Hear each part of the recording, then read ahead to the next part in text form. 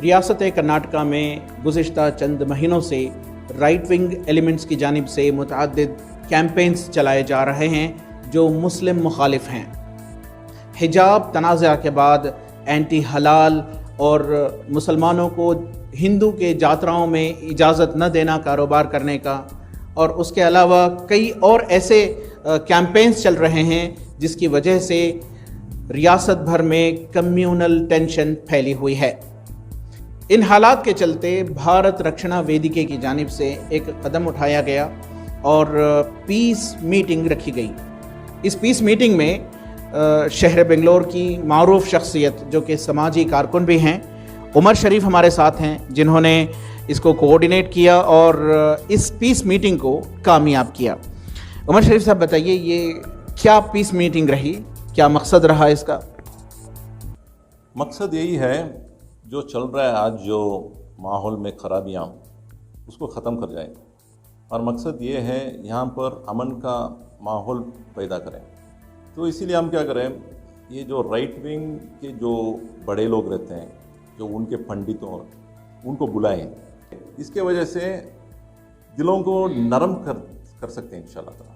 लोगों के दिलों अगर नरम हो गया एक दूसरों के वास्ते खैर का मामला अगर रहा तो इंशाल्लाह ताला खुद ब खुद उसका असर जो है माहौल पर पड़ेगा इंशाल्लाह। उमर शरीफ साहब, ये जो कोशिश रही आपकी ये पीस मीटिंग की, ये एक समाजी एतबार से, मजहबी एतबार से आपने ऑर्गेनाइज की थी, लेकिन ये जो कैंपेन्स चल रहे हैं, एंटी मुस्लिम कैंपेन चल रहे हैं, इनको कॉन्स्पिरेसीज कहा जा रहा है, ये पॉलिटिकल हैं। आप कैसे देखते हैं कि एक तरफ पॉलिटिकल कॉन्स्पिरेसीज या पॉलिटिकल कंट्रोवर्सीज हैं, तो दूसरी जानिब समाजी और मजहबी एतबार से इस तरह की पीस मीटिंग कैसे फ्रूटफुल हो सकती हैं? एक्चुअली इसको मैं ऐसा देखता हूँ, अभी फ़िलहाल जो कॉन्स्पिरेसी बोलते हैं या ये एक अचानक एक अनवांटेड एक्टिविटीज़ बोल सकते हैं, ये एक कम्युनल इशू है। ये पॉलिटिकल से आगे जाकर कम्युनल इशू बन गया। क्यों कम्युनल इशू बन गया? ये पूरा जो है हिजाब का जो इशू हुआ ना, वहाँ से ज़्यादातर मीडिया में कवरेज भी होना शुरू हुआ।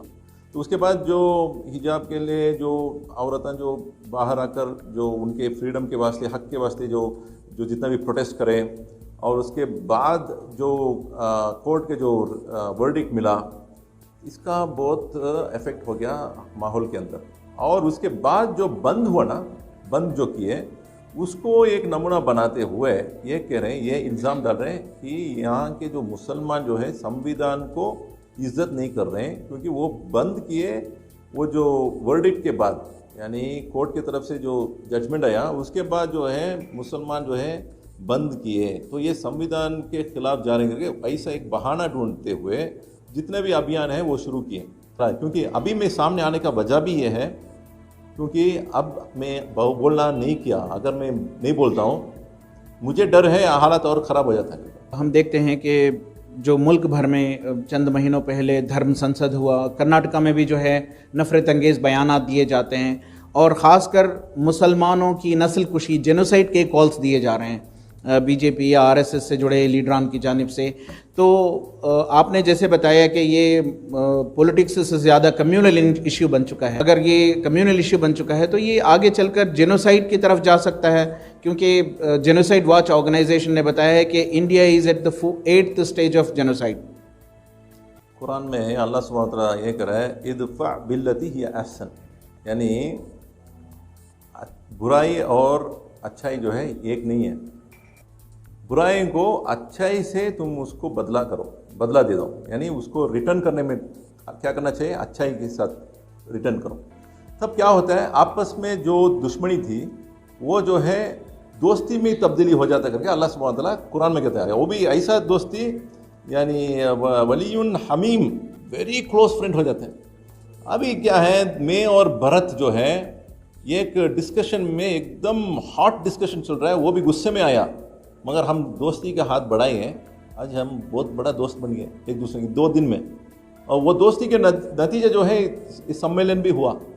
हो सकता है सम्मेलन जो है 100% सक्सेस नहीं हो करेगा, 90% तो हो करेगा, 10% थोड़ा बहुत कमी पेश आ करेगा, फिर भी 90% से समाज के लिए खैर हो सकता है। और उम्मीद है आइंदा दिनों में और अच्छा पॉजिटिव काम कर सकते हैं। तो मैं क्या बोल रहा हूँ, पॉजिटिव माइंड बहुत इंपॉर्टेंट है। अगर कोई हमको नफरत कर रहा है, हम जो है मोहब्बत का इजहार करेंगे। कैसा करेंगे? जाके मिलेंगे, अरे बाबा जी आओ, क्यों हमको नफरत कर रहे हैं, क्या है तुम्हारा माइंड में, क्या है हमारे बारे में क्या सोच है, आ जाओ बोलो, क्या जिहाद के बारे में तुमको डाउट है, मेरे से आकर पूछो, कि काफिर के बारे में डाउट है, आओ हमारा बात सुनो। हम आपसे एक अच्छा रिवायत यानी अच्छा रिलेशनशिप रखना चाहें, आप क्यों नहीं रखना चाहिए, यही सब बोलना पड़ेगा। सामने जाओ, मोहब्बत का इजहार करो।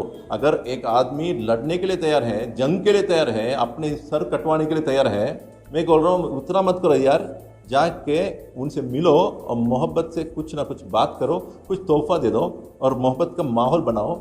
उनमें से कोई गरीब लोग रहते हैं, उनको कुछ पढ़ाने के लिए खर्च करो, लोगों को बताओ तुम क्या करते हैं करके। हम तुम्हारे जो समुदाय के लिए सोशल सर्विस क्या है वो भी लोगों को समझाओ कि मुसलमान के ऊपर बहुत बड़ा यानी मुसलमान के ऊपर बहुत बड़ा इल्ज़ामात है और उसको हटाने का काम मुसलमान ही करना पड़ता है। हम पूरे के पूरे देश को क्या है, हम बहुत मोहब्बत करने वाले हैं, तो हम कभी भी कोई एक संस्कृति को, एक कल्चर को नफरत करने वाले नहीं हैं। मुसलमान नफरत करने वाले, मगर आज के ज़माने में भी हम ऐसे ही जीना होता कि आज इतना तरक्की हो गया, आज भी जो है हम बहुत पीछे हैं। क्यों?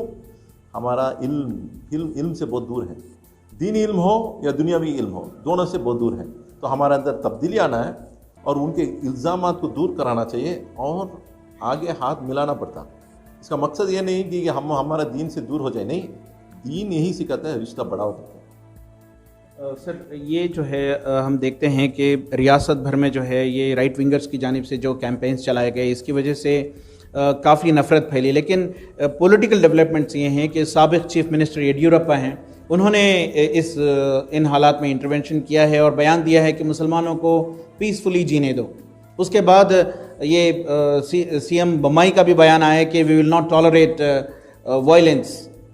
तो उम्मीद की जा रही है कि रियासत में अमन का माहौल फिर से बने, लेकिन कहीं ना कहीं ये जो नफरती कैंपेन्स रहे ये मुल्क भर में आग लगा चुके हैं। आप कैसे देखते हैं? देखिए, ये जो नफरत का माहौल ले आए ना, वो क्या है, ये जानबूझकर ले आ रहे हैं। ये कोई ऑटोमेटिक हुआ नहीं, जानबूझकर, यानी चंद उनके बड़ों ने इजाज़त दे दी, चाहो तुम करो, ऐसा काम करो, तो इसके वजह से माहौल होने दो। क्योंकि वो लोग ये समझते हैं कि संविधान के खिलाफ जा सकते हैं, हम भी दिखाएंगे हम कौन है करके। ये ईगो क्लैश हो गया, कौन बड़ा है, किसका चलेगा, ये बात चल रहा है, वो दिखाने के वास्ते। तो वो लोगों के अंदर ये शक आ गया। शक उनके अंदर क्या है, क्या मुसलमान भरोसेमंद है, इनसे भरोसा कर सकते हैं क्या करके। उनके अंदर डर हो गया कि मुसलमान क्या है, हमारे देश के अंदर वो एक अलग बनना चाह रहे हैं, कानून को इज्जत नहीं कर रहे हैं, वो उनके एंगल। क्योंकि मैं उनसे भी बात करता हूँ, और मुसलमान के अंदर भी एक डर है कि आरएसएस बहुत साजिश कर रहे हैं। और इसके साथ साथ बम्बई को देखा तो बम्बई जी क्या है, बहुत साइलेंट आदमी है असल में, मगर वो कभी भी उनके हिस्ट्री लेके देखा तो वो बहुत सेक्युलर आदमी था और बहुत सारे वाक़या है।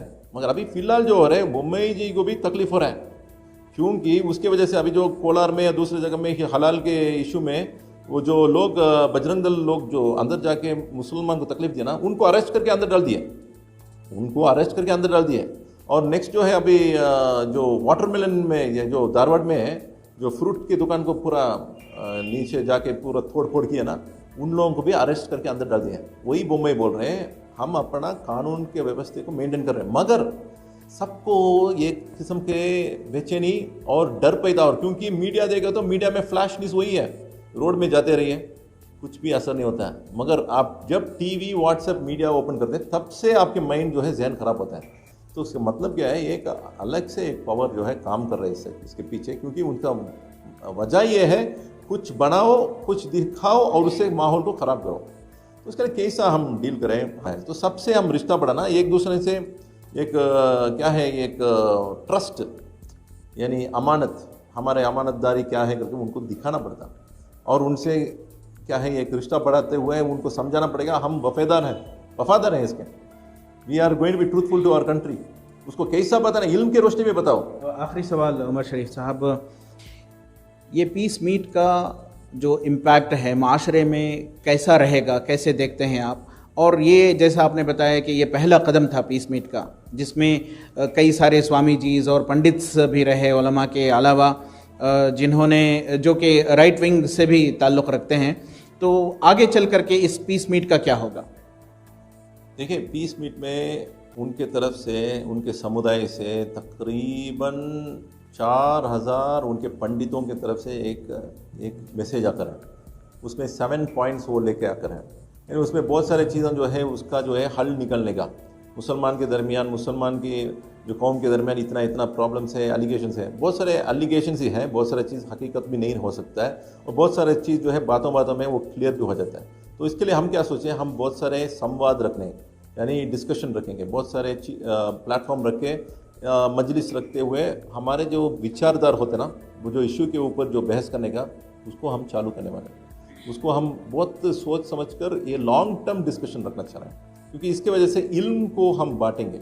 हमारे जो दीन के अंदर जो खूबियाँ हैं, हमारे जो दीन के अंदर इस्लाम क्या बोल रहे हैं, काफिर कौन है, जिहाद क्या है, ये तमाम चीज़ जो है हम बातों बातों में इसको उनको भी बताने वाले हैं, हमारे कौम के लोगों को भी बताना चाह रहे हैं। जाके मिलो, जो आपको नफरत करते हैं आप जाके मोहब्बत को फैलाओ उनके साथ। बहुत बहुत शुक्रिया। हम बात कर रहे थे मारूफ समाजी कारकुन जो कि डिस्कवर इस्लाम एजुकेशन ट्रस्ट के रहनुमा भी हैं, उमर शरीफ से।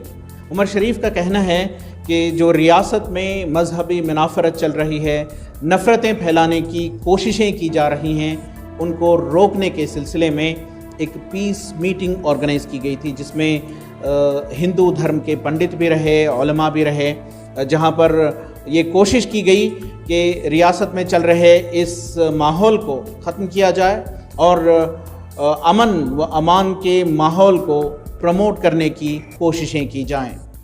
उमर शरीफ ये भी कहते हैं कि ये पीस मीटिंग इब्तदाई इक़दाम है, इसको ये मूवमेंट की तरह आगे लेके जाएंगे कि न सिर्फ रियासत बल्कि मुल्क भर में जो मजहबी मुनाफरत फैलाने की कोशिशें की जा रही हैं अपने सियासी मफाद के लिए, उन पर रोक लगाई जाए। रफ़ीक जब्बार, ETV भारत, बेंगलौर।